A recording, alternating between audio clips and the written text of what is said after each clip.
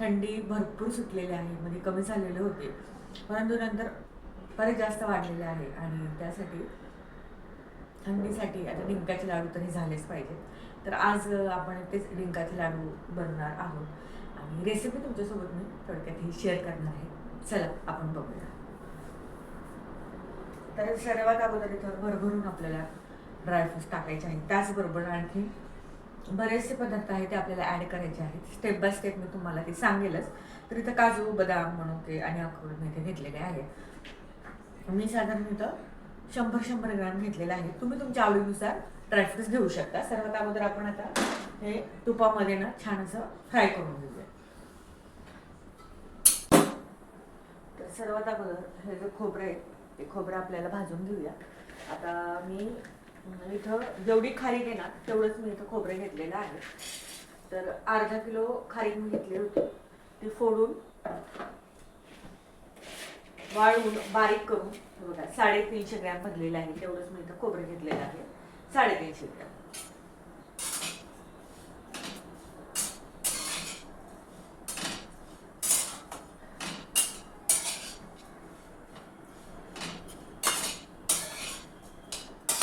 खोबरं आपलं इथं भाजून झालेलं आहे.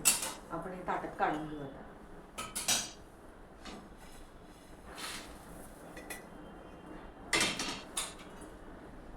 थोडंसं तूप टाकू.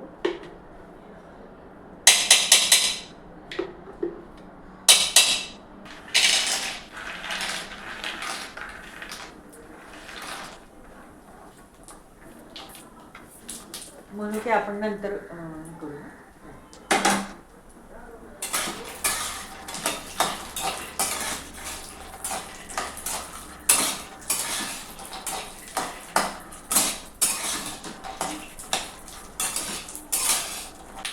ड्रायफ्रूट्स आपले भाजले काढून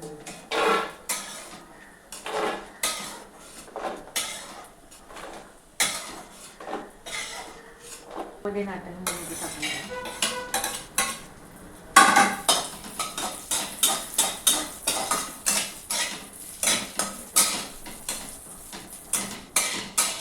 मनुके पण छान फुलले बघ. आपण काढून घेऊ आता टाकत.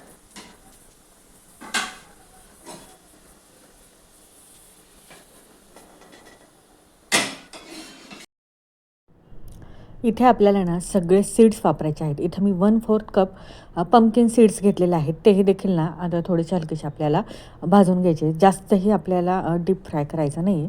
हलकंसं फक्त त्याला फ्राय करून घ्यायचं आहे. थोडंसं तूप टाकून. आता कढई तुपाचीच होती त्यामुळे मी काही जास्त तूप टाकलं नाही, ते भाजले जातात. पण थोडंसं हलकशा तुपातच टाकते. नंतर 1/4 कप हे मगज बी आहेत, हे देखील मी टाकले. ह्याला देखील आपण सगळे असं ना हलकंसं भाजून घ्यायचं आहे. मंद आचेवरच हे आपल्याला भाजायचं आहे. जास्तही आपल्याला मोठा गॅस करून ना ते भाजायचं नाही आहे. तर आता पंपकिन सीड्स, मगज बी हे व्यवस्थित भाजल्यानंतर एका डिशमध्ये काढून घेतले. आणि नंतर परत ना तुम्ही आवडीनुसार तुमचं कुठलेही सीड्स टाकू शकता. मी इथं ना 1/4 कप जवस घातलेला आहे. हे देखील आपल्या शरीराला ना खरंच खूप चांगलं आहे आणि ना आपल्या शरीरातील वात कमी होते. त्यामुळे ना 1/4 कप जवस नक्कीच तुम्ही याच्यामध्ये ॲड करा. आता हे सुद्धा थोडेसे तडतडले की यालासुद्धा आपल्याला लगेच त्या डिशमध्ये काढून घ्यायचं आहे. जे सीड्स आहेत ना ते सगळे एका प्लेटमध्ये ना काढून ठेवायचे आहेत. नंतर इथं बघा 1/4 कप मी तीळ घेतलेलं आहे. तीळसुद्धा आपल्या महिलांसाठी स्ट्रॉंग बनवतं, कॅल्शियम वाढवतं, यासाठी ना तीळसुद्धा घालायचे आहेत. आणि गावरान तीळ घालायचे जे थोडेसे लालसर असतात ते भाजून घेतले. याच्यानंतर 1/4 कप अळीव घालायचे आहे. अळीवसुद्धा आपल्या मणक्यासाठी, सांधेदुखीसाठी खरंच खूप चांगली आहे बरं का. अळीवाची खीर करता येते, अळीवाचे लाडूसुद्धा करता येतात. परंतु ना याच्यामध्ये मी हे अळीवसुद्धा घातलेलं आहे. थोडंसं तूप घातलं मी आणि याला ना छान असं ना परतून भाजून घेतलं. जास्तही भाजायचं नाही, त्यातले जे विटॅमिन्स आहेत ना आपले मग कमी होतात. त्याच्यामुळे ना मी ना एकदम मंद आचेवर, एकदम मिनिटभरसुद्धा नाही की हलकेसं फक्त ते फ्राय करून घेतलेलं आहे, जेणेकरून दाताखाली जास्त कचकच लागू नये म्हणून. तेही आता एका प्लेटमध्ये मी काढून घेतलेलं आहे.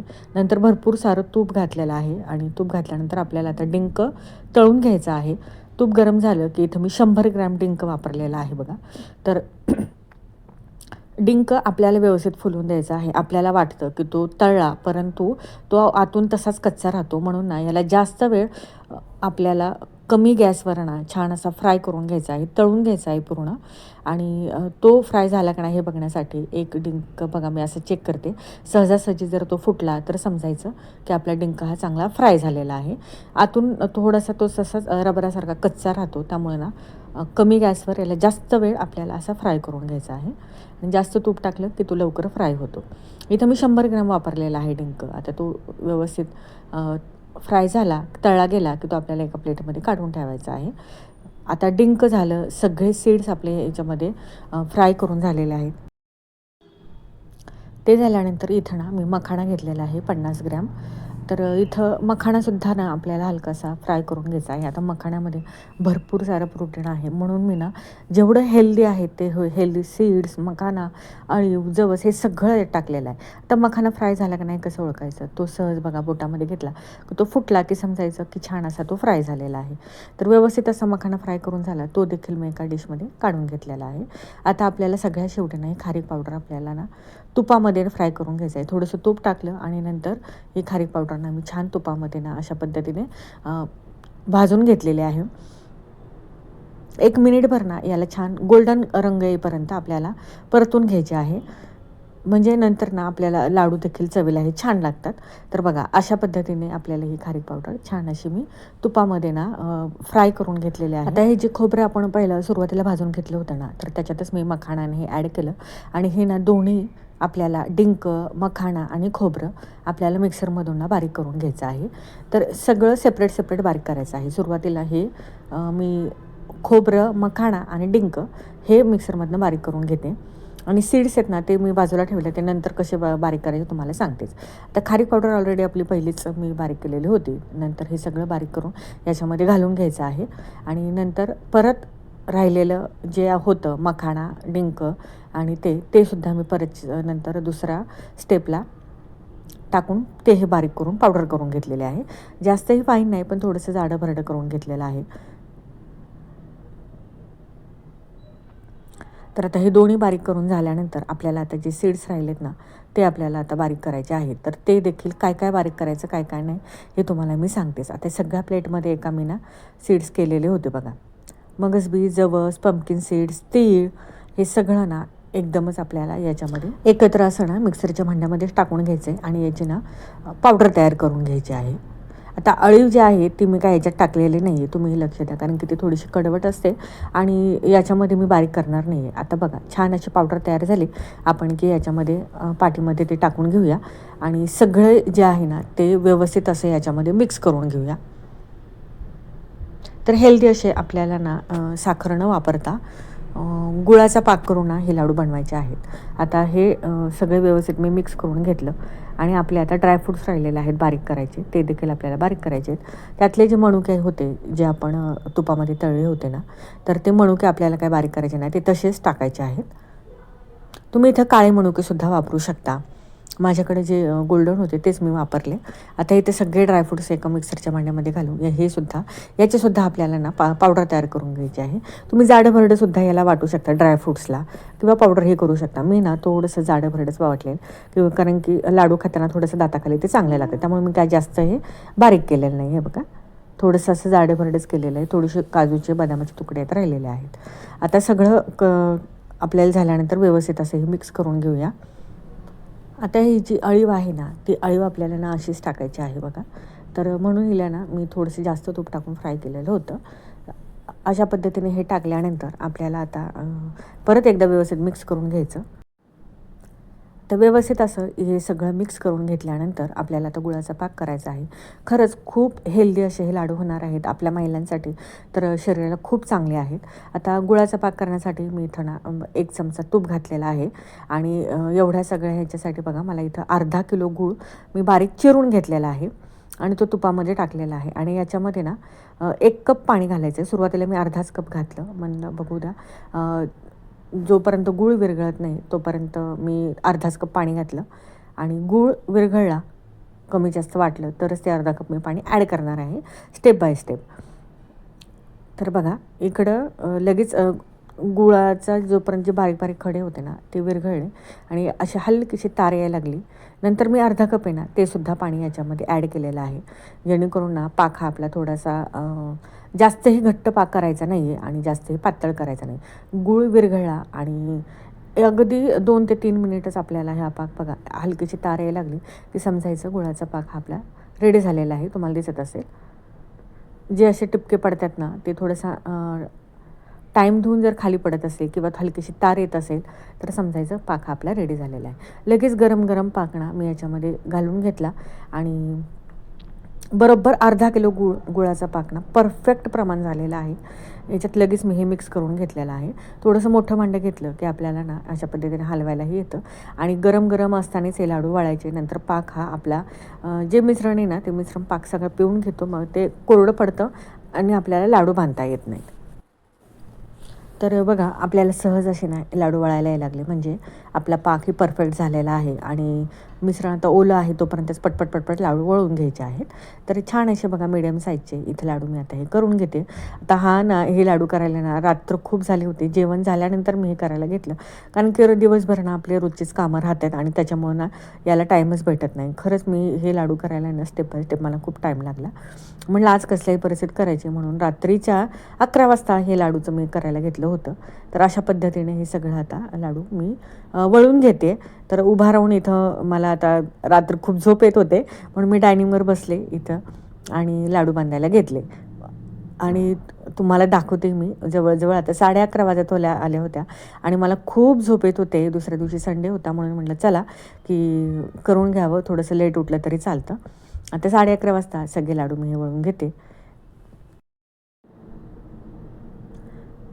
तर अशा पद्धतीने सगळे लाडू मी बनवून घेते आणि नंतरच तुम्हाला दाखवते. असे छान असे हे दुसऱ्या दिवशीचं शूट आहे. रात्री खूप मी दमले. असे लाडू करून झाले. थोडंसं थंड झाल्यानंतरच ते आपल्याला डब्यामध्ये हवाबंद डब्यामध्ये भरून ठेवायचे आहेत. आता लाडू तर हेल्दी झालेले आहेत, त्याशिवाय प्लस आपल्याला मी आता इथं खजूर रोल पण कसे बनवले तुम्हाला दाखवणार आहे. थंडीमध्ये स्पेशल खजूर रोल हे डिंकाचे लाडू हे आवश्यक खावे महिलांनी तरी. आता खजुरातल्या बिया सगळ्या काढून घातलेल्या आहेत. आता ड्रायफ्रूट कुटण्यासाठी ना मी इथं ना ट्रिक वापरलेला आहे. जे आपण कांदा कट करतो ते कटर आहे ना त्याच्यातच म्हटलं बघूया की ड्रायफ्रूट्स कट होतात का, कारण की असं ना बदाम काजू कट करायला खूप टाईम लागतो आणि म्हटलं आता चाकूने कट करण्यापेक्षा याच्यातच आपण बघूया. तर थोडंसं हार्ड गेलं पण ते ना कुठलं गेलं. आता इथं अशा पद्धतीने माझं हे ना कांदा कापायचं कटर होतं.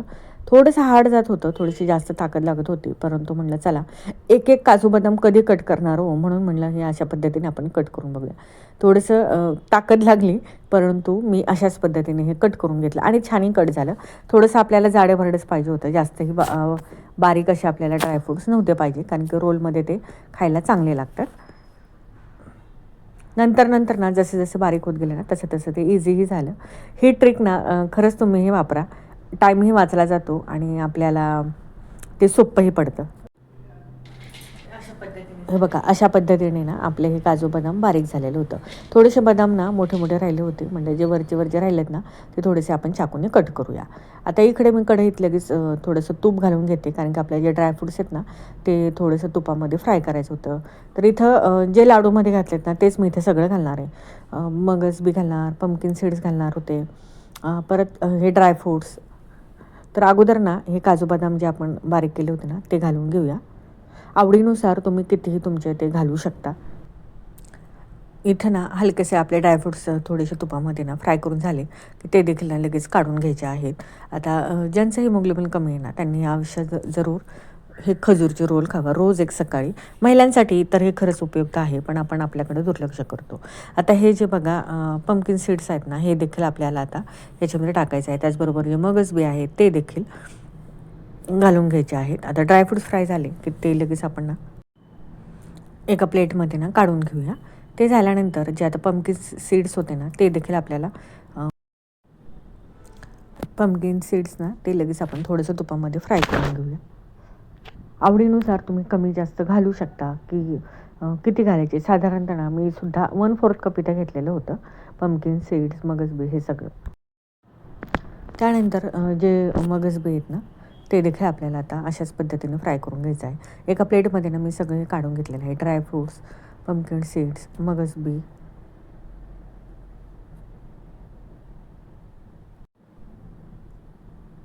हलकेसे हे देखील भाजून झाले की लगेच आपल्याला ते एका प्लेटमध्ये काढून घ्यायचे आहेत.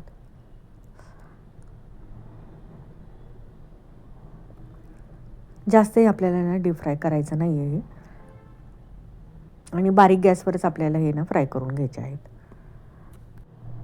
इथं 1 चमचा ना आपल्याला खसखस देखील वापरायची आहे.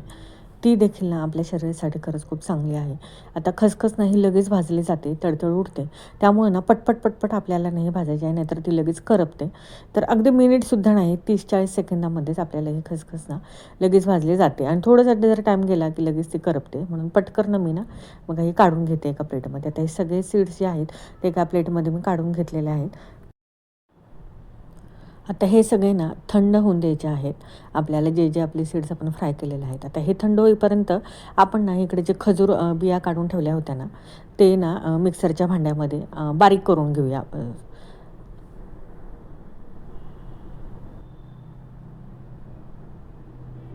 तर हे बारीक करून झाल्यानंतर परत कढई पुन्हा आपल्याला गॅसवर ठेवायची आहे. गॅसची फ्लेम ना आपल्याला बारीकच ठेवायची आहे, जास्त मोठा फ्लेम करायचा नाही. थोडंसं तूप घालून घ्यायचं आहे आणि हे मिक्सरमधून ना जे आपण खजूर बारीक केलेले होते ना ते आता याच्या तुपामध्ये घालून घ्यायचं आहे आणि चांगलं परतून घ्यायचं आहे. त्यामुळे गॅसची फ्लेम ना आपल्याला पटपट ना आपल्याला हात हलवायचा आहे आणि थोडंसं हे चिकट होतं मिक्सरच्या भांड्याला, हे चिटकूनच राहतं बरं का ज्यावेळेस आपण बारीक करतो त्यावेळेस, आणि त्या घट्ट असा गोळाच तयार होतो. त्यामुळे याला ना बघा असं स्पॅच्युलाने थोडंसं प्रेस करून थोडंसं सुट्ट करायचं आणि मग नंतर हलकंसं भाजून घ्यायचं.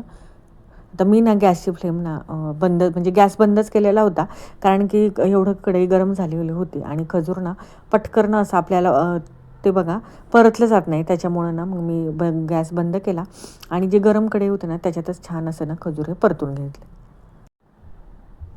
तर ते परतल्यानंतर बघा असा गोळा तयार झाला आणि एक संधी म्हणजे एकसारखा गोळा होईपर्यंत आपल्याला हे खजूरचं ना बॅटर छान असं परतून घ्यायचं आहे. तर इथं आता हे जे ड्रायफ्रूट्स हे पुन्हा तुपातमध्ये ना मी सगळं एकत्र मिक्स केलं आणि परतून घेतलेलं आहे. मी काय त्याला मिक्सरच्या भांड्यामधून बारीक करणार नाही आहे. मी हलकंसं फक्त तूप घालून यांना पुन्हा फ्राय करणार आणि जे खजूर आपल्याला फ्राय केलं होतं ना ते याच्यामध्ये आपल्याला परत पुन्हा एकदा मिक्स करायचं आहे. तुम्हाला जर वाटत असेल तर तुम्ही हे सीड्स थोडेसे हलकेसे ना मिक्सरमधनं काढू शकता, परंतु मी काही ते केलेलं नाही आहे, कारण की त्याशिवाय ना खजूर रोल छान दिसत पण नाही आणि छान लागतात ते सीड्स दाताखाली आले की खाताना. मग तूप टाकून परत मी हे छान परतून घेतलं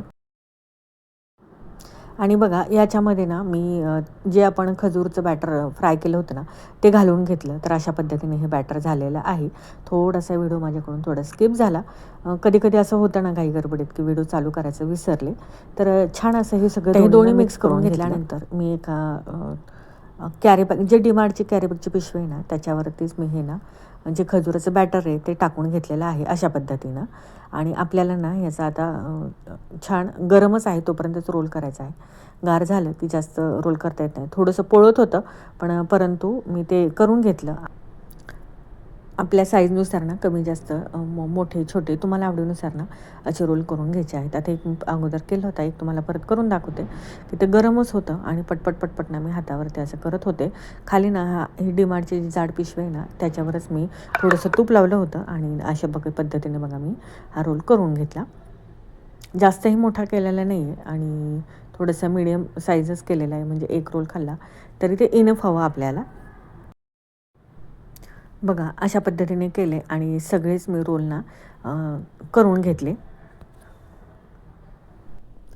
तिन्ही रोल करून झाल्यानंतर इथं जी खसखस आहे ना ती खसखस मी कागदावर टाकून घेतली आणि रोल ना त्या खसखसीवर अशा पद्धतीने फिरवून घेतला, म्हणजे खसखस ना हे रोलला लागेल. आणि गरम असताना जर आपण असा रोल फिरवला तर ती खसखस ना आपल्याला ना त्या खजूरच्या बॅटरला ना चिटकली जाते. बघा अशा पद्धतीने आता तिन्ही रोल ना मी अशा खसखशीमध्ये ना अशा पद्धतीने रोल करून घेणार आहे, जेणेकरून खसखस याला लागेल.